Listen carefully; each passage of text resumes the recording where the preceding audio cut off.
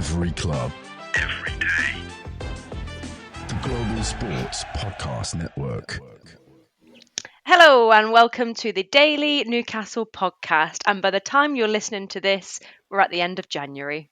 Finally, it's been about 257 days since January started and we've made it. And it's ended on a Friday, which is very suits my OCD very nicely. So welcome to the Newcastle podcast. Today we're going to be previewing our our next fixture against Fulham on Saturday.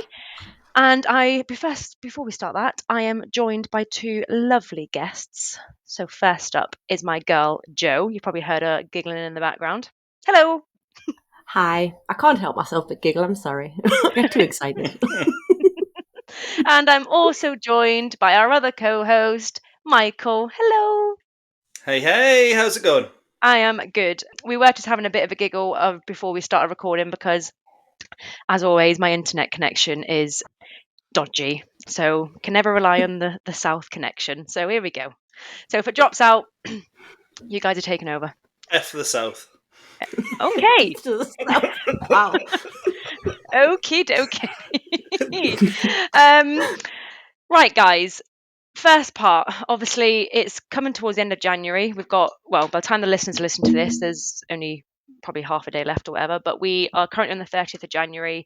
Transfer window is somewhat nearly done, and we have a little bit of transfer news that's come in this afternoon of our very own Miggy Almiron. Sad times. Obviously, it's been, well, is it sad times? I don't know. It's been a few years now since the Miggy rumours have started about whether he's going, whether he's staying, who he's going to. So it's been a bit of back and forth.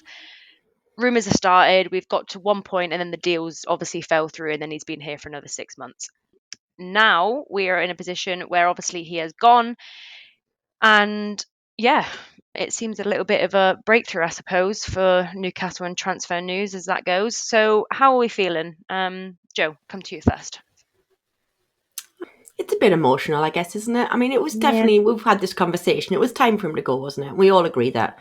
And I've been saying for a long time, like we all have, to be fair, that, menu window has passed. Exactly what you've just touched on, that he should have been going, he didn't go, bids came in, they weren't high enough. He's kind of just stayed, he hasn't played enough. And it just kind of knocked on. So it was the right time for everyone. It's the right time for us. It was definitely the right time for him. We've said it before. He can still do a job. So it's not like he's burnt out. It's the end of his career and he's done.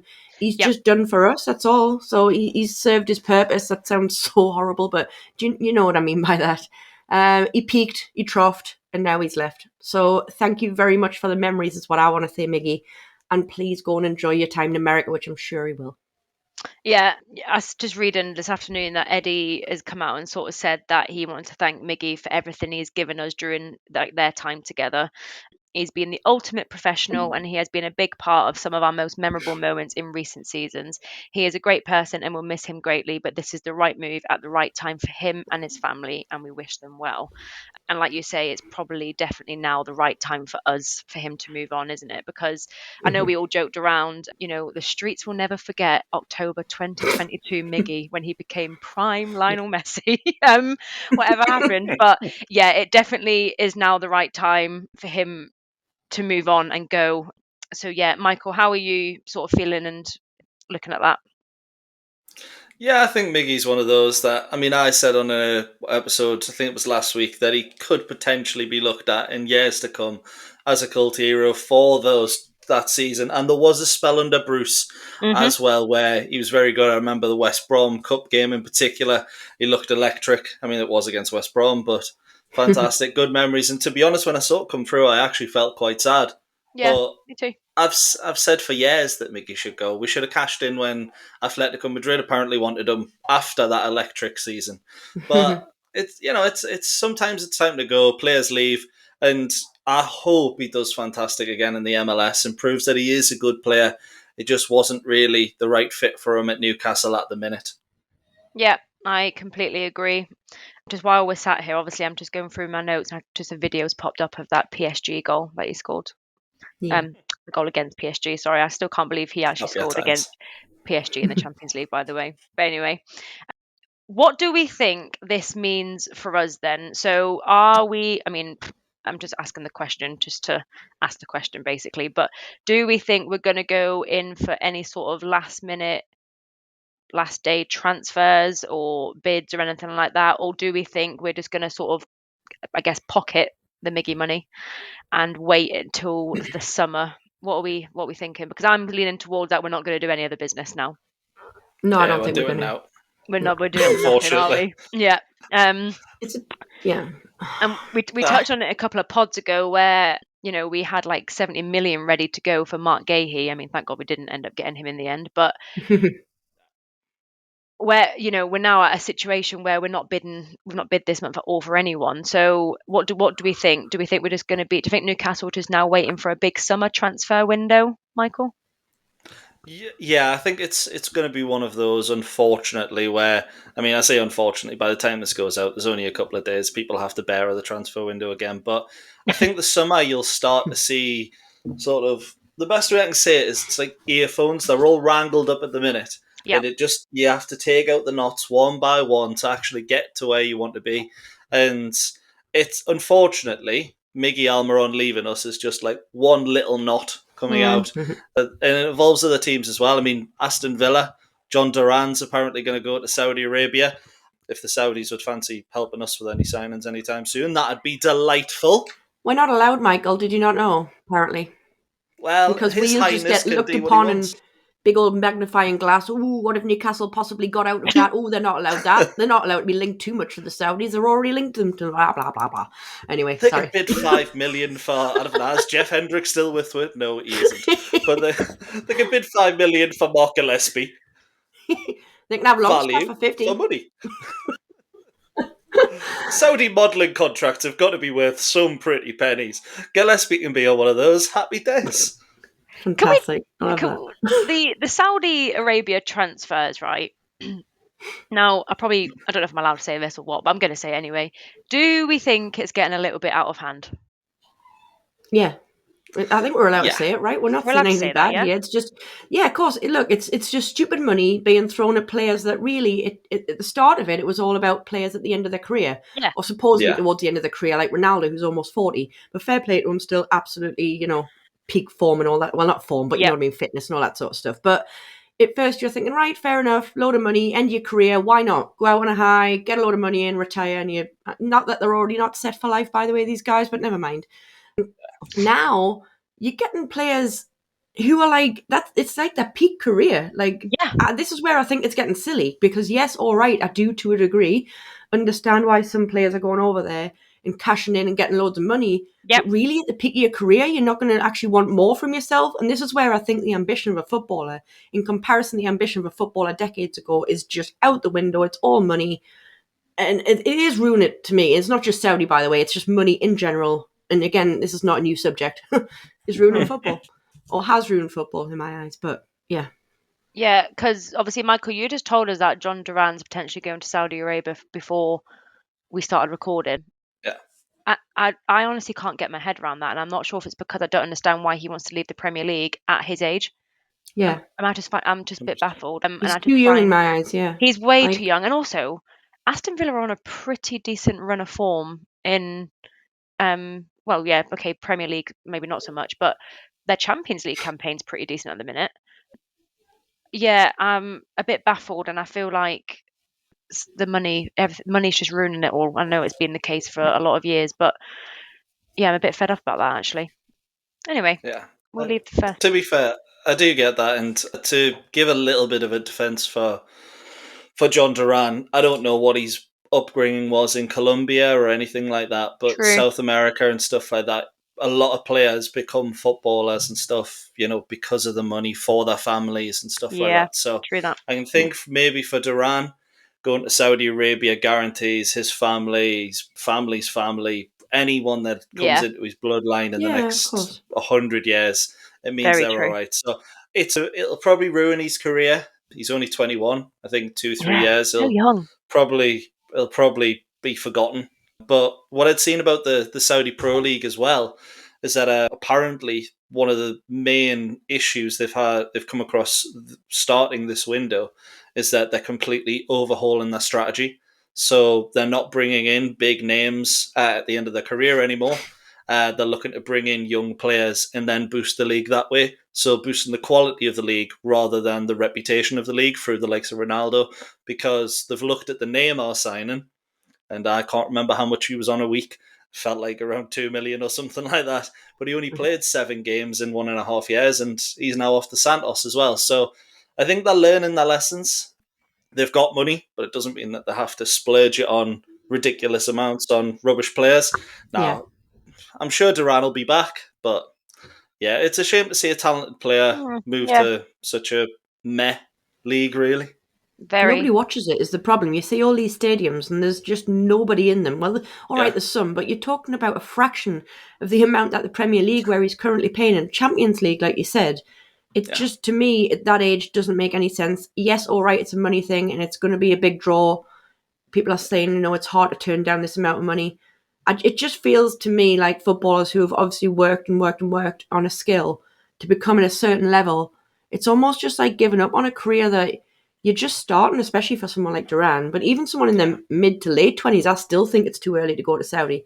But like you said, Michael, though, if they are, I didn't know about the Saudi League, by the way. No, that they were changing their strategy, but I think they needed to, because you're absolutely bang on. I saw some real stat about Neymar and how much it's cost them per goal, per assist, per minute, all this. So it was ridiculous. I mean, you're talking millions and millions per goal, even worse per assists, all this sort of stuff. So yeah, all right, maybe they have learned a lesson and trying to get younger people in, but people move for money. Everyone's money driven, I guess, and we all are in our job. It's just we don't get paid millions, unfortunately, but never mind. And that's really sad. I'll get over that one. I wish I deserve to be paid millions. Yeah, very sad for us, I think we'll leave part 1 there, because I could talk about the Saudi League all day and how much it's ruining football. So I will come to you, Joe, for our first advert, please, from Zencastr. Cool. Here at the Global Sports Podcast Network, we spent a lot of time selecting our delivery platform. Zencastr came out the clear winner, with 4K video recording from your phone and AI editing that automatically removes all those ums and ahs. It's super easy to start a podcast that sounds great and is delivered efficiently. If you're ready to tell your story, check out the link in the show description to learn more about Zencastr. Lovely job. I forget how short that advert is now compared to what it used to be. Sometimes I struggle with it as well. Very quick. Well, These things happen. These things happen. Right, guys. Part 2. We'll focus more on us, I guess, instead of the Saudi Arabia League. Big week coming up. Very big week coming up. And I don't know if I'm getting too nervous too soon, because it's still only right now when we're recording Thursday. But we obviously have got a game against Fulham on Saturday, and then we go, is it Wednesday or Tuesday? Can't remember. Wednesday, isn't it? Okay, Wednesday. We go. Wednesday. Jeez, I don't know what day it is now. Is it Thursday now? Me either. We then go on to our second leg of the Carabao Cup semi-final against our favourite people in the world, Arsenal. Said with such sarcasm. But we'll focus on Saturday first. I mean, I assume we'll probably do some sort of preview before the Wednesday game anyway, but we can touch on it today as well. Right, me and Ian done a crossover with the Fulham guys yesterday, which was released today. And they weren't too hopeful for the weekend, guys.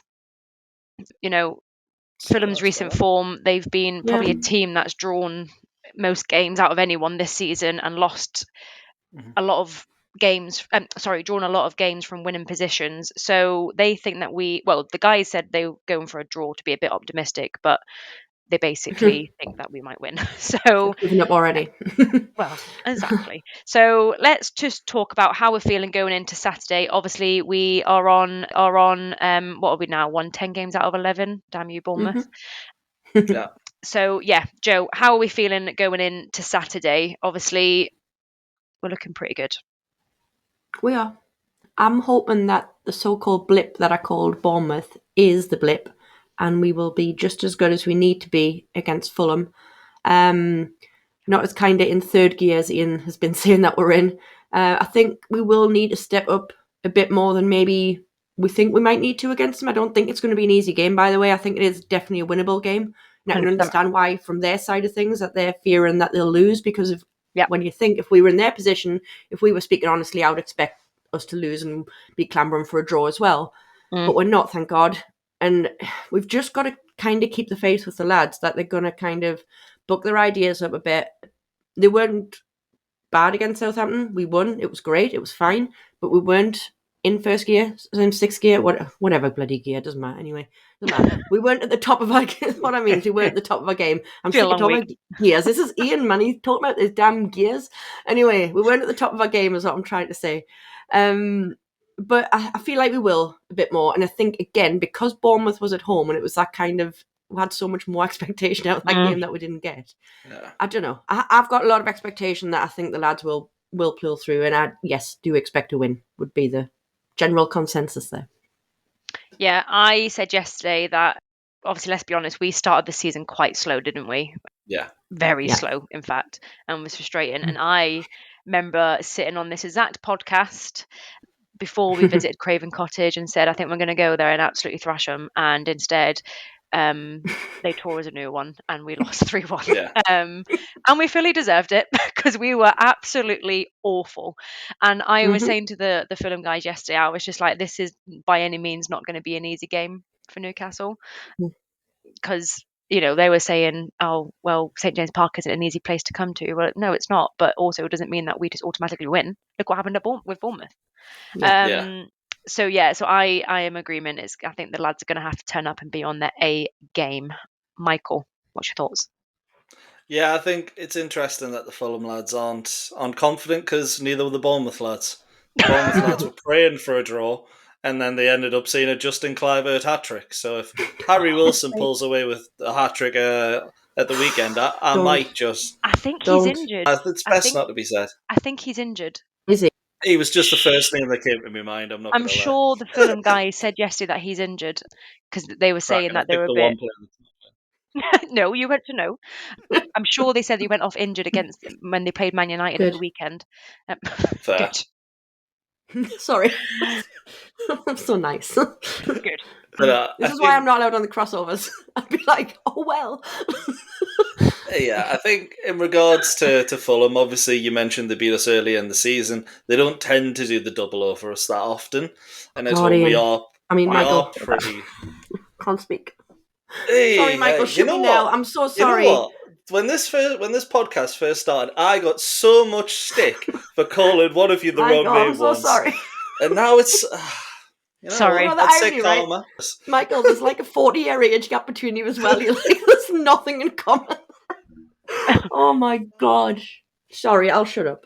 Carry on, Michael. Sorry. It's a compliment. Ian's a lovely, lovely man. He is. He's a great guy.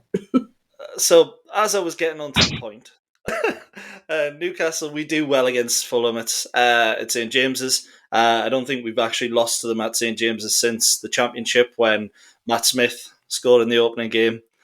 Yep. I still have nightmares about that, to be honest. Shouldn't. It was a very long time ago. But in Fulham are actually, got a little stat about Fulham is they're actually performing better on the road this season than they ever have in a single Premier League season. They did say that. Yeah. Yeah. They've picked up 16 points in 11 games. But, as we say, St. James's Park, we're in good form. We're playing really well at the minute. The only thing I'm worried about is if we're worried about the game next week against... Yeah. I wanted to say Birmingham City there instead of Arsenal, but I couldn't even bring myself to joke. Now.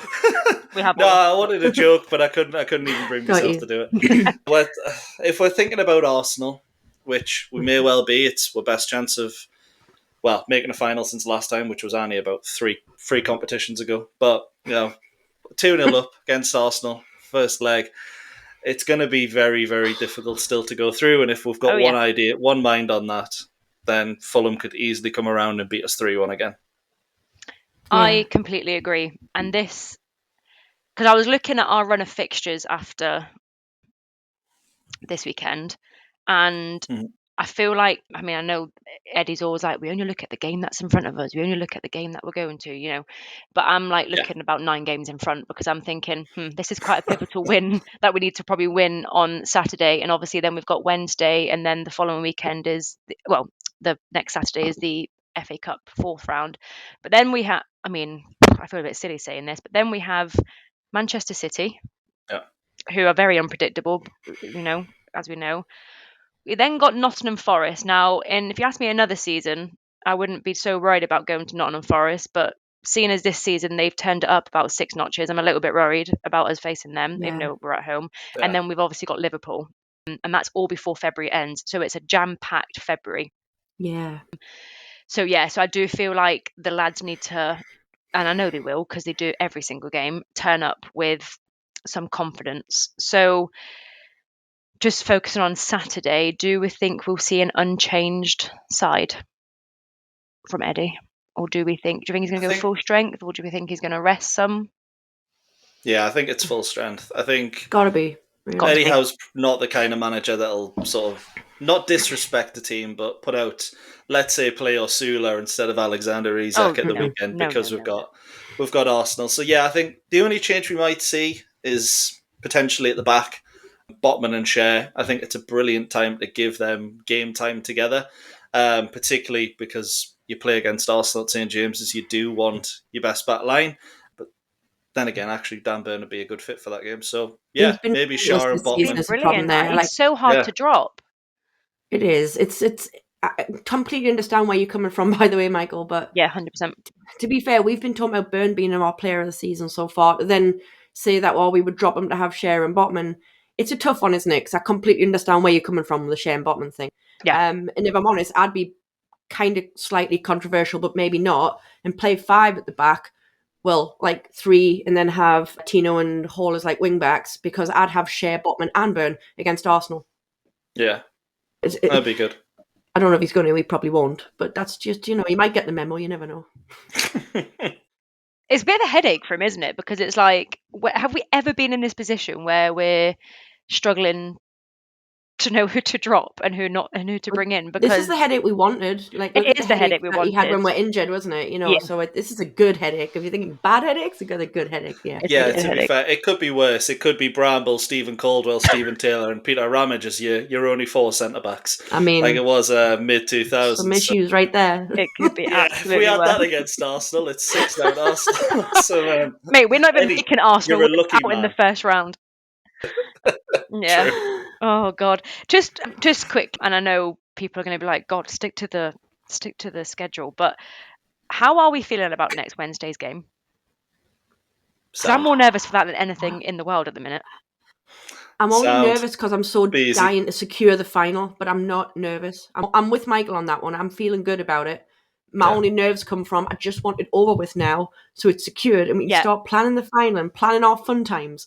Because that whole weekend's like planning our day out. Sorry. That's how I feel about next Wednesday. Sorry. Yeah, honestly, I need to fast forward to this time next week just to be like, right, I can stop sweating. I can actually sleep. I don't know what it is. I'm thinking, but what I am also nervous about, I think I've said it before, is, guys, it's a pivotal moment in my marriage, because if Liverpool make it and Newcastle make it, what am I going to do? Nick, you'll have to move up Newcastle. Just for at least come up for the final. I ain't staying down here for it. Mate, that's what I like to hear. I'm not staying down here for it. I'm so stupid. Girl. Oh dear. Right, so general consensus is we're feeling good for next Wednesday, and we're feeling semi-confident going into Saturday. 100%. Okay, yeah, right. We'll do that. We'll end part 2 there. Michael, you do the next advert, and then we'll talk some more. As you wish. The Global Sports Podcast Network is changing the face of sports podcasting with dedicated daily content for every Premier League team, women's football, a dedicated Premier League wrap-up in 5 different languages. This is your one-stop shop for your daily football fix. Find the GSPN wherever you find your usual podcasts. And I would just like to add on the back of that, check out the GSPN YouTube channel, because that's where you'll now be finding this podcast. Michael, I love it when you do the ads. I love that. That was so professional. I love it. I forgot the YouTube thing. They gave me one job. The YouTube at the beginning of the podcast. And we are 25 minutes in, and I still haven't mentioned it. So thanks, Michael. Well, it's all right. 30 minutes ago, you were sitting there going, I'm going to mention it when I first speak. And then about a minute in, I went, well, that's not happening, is it? It's gone. She's totally forgot. It's because it's new. Damn it. Yeah. Okay. Thanks, Michael, for that. Right. We will focus on Fulham a little bit, obviously, because like we've said, they're a side that are unpredictable, and we learnt the hard way at the beginning of the season. So I do feel like they need to be mentioned ever so slightly. And then, as always, we'll do our score predictions. I got mine in last night because I was on the crossover with Ian, and he wasn't very happy with mine. So I'll leave that for the end of the podcast.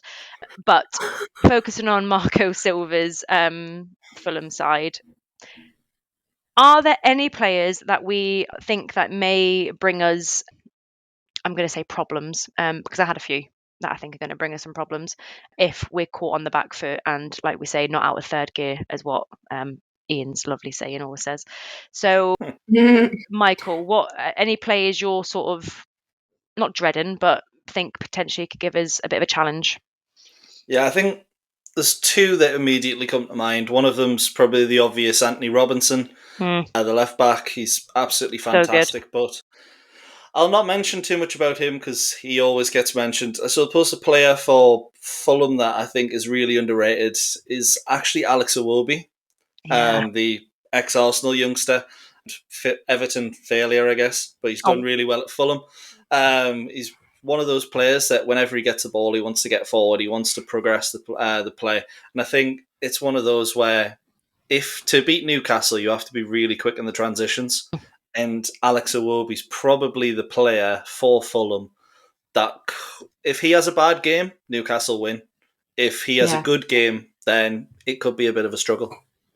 Yeah, I said, well, he was mentioned on yesterday's crossover. Mm-hmm. And obviously the left, if he has a good game against our right-hand side. Joe, any players you're keeping your eye on? Well, I was going to say Iwobi, as I call him. Or now Ian says I will have to sign him and call him Iwobi. But yeah, he was the player that I picked when we did the team of, you've got to build a team out of anyone but in the Big Seven. Because obviously we are now the Big Seven.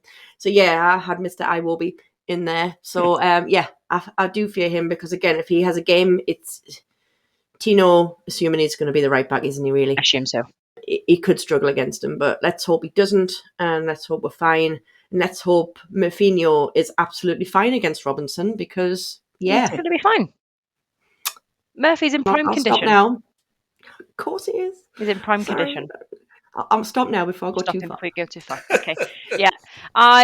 We asked the Fulham lads yesterday about how they're feeling, obviously facing a pretty informed Newcastle side, and the one player that came to their mind was Alexander Isak.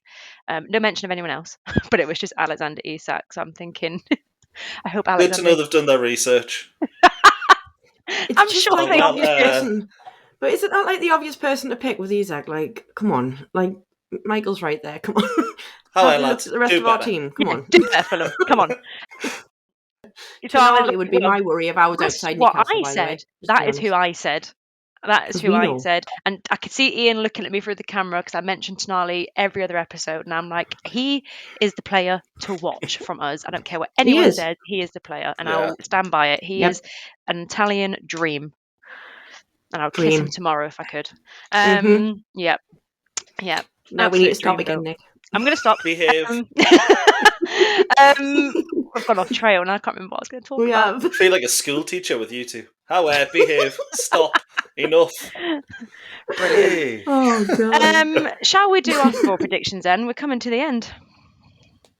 We are. Yeah, let's go. Coming to the end. Right. I said I'll go with mine because Ian literally will look like he wanted to strangle me through the camera. I stole Ian's one. I said 3-1. I put him to Newcastle. I said it was going to be reversed this time, and he was literally going mental. So I stole his. So yeah, I think we're going to dominate. Genuinely think we're going to... I don't know why I said that. Genuinely think we're going to dominate. So yeah, that's 2-0 Fulham incoming. That's what I'm going for, and I'm sticking with it. So Joe, hit me. I'm going 2-0. 2-0. Obviously to us, yeah. Yeah. I was going to say 2-1, but I'm just feeling a little bit more confident than 2-1, so I'm going 2-0. That's my reasoning. Love it. Yeah. Love it. Okay, Michael. I kind of wanted 2-0 as well, but I'll go 3-0. Ooh. No, because like you said, be the same, 3-0. Right? Yeah, no. I was torn between the two. It's fine. No, I think it'll be 3-0 Newcastle, and we'll see Jacob Murphy and Alexander Isak break the record for Newcastle of most goal combinations between a duo in Newcastle history. Solano and Shearer got 6 in the 1999-2000. Robert and Shearer 01-02. Rondon, who is apparently the worst Newcastle striker of all time. Yeah, for the beautiful Ayres Perez in 1819. Oh, I and we're love going to add Jacob Perez. Murphy and Alexander Isak to the top of that list with 1, maybe 2 goal contributions each against Fulham. And a 3-0 win. Michael, how long have you been waiting to use them stats? About 5 minutes when I pulled them up. Love it. I love He's so good at it. Like, so good. He brings it out like it's just, yeah. This He is does. why you're the stat man. This is why you need to be on honestly. these more, because we just go with the flow, whereas you come with the actual facts. Facts, no, I man. panic halfway through and go, right, what have I got? I love it. Actually, I'm really professional. He panics in the calmest way possible, whereas we turn into like giggling, babbling idiots. Yeah, just I panic. I'm panicking right now, and I'm about to end the podcast. I'm not sure why I'm panicking, but anyway, here we are. Bye. Yeah, I hope this weekend's going to be the weekend where Alexander Isak goes ahead for the most goals this season as well, because I really want him to win the Golden Boot, because why not? That would be amazing. That would be amazing, and it'd be nice to see. So, good place to end, I think. It is. Cracking. Yeah. It's been lovely. Right. So thank you everyone for listening. Like Michael says, we are now on YouTube under the Global Sports Podcast Network Limited, and we have our own Newcastle playlist where all of our episodes will be automatically uploaded, so you can watch, listen, comment, whatever you want to do on that. So please go ahead, subscribe, like, follow, whatever you need to do on YouTube. And we will be back on Monday with a brand new episode where we will hopefully be reviewing our 3-0 win, Michael said. So fingers crossed, and we will speak to you all then. Goodbye. Every club, every day. The Global Sports Podcast Network.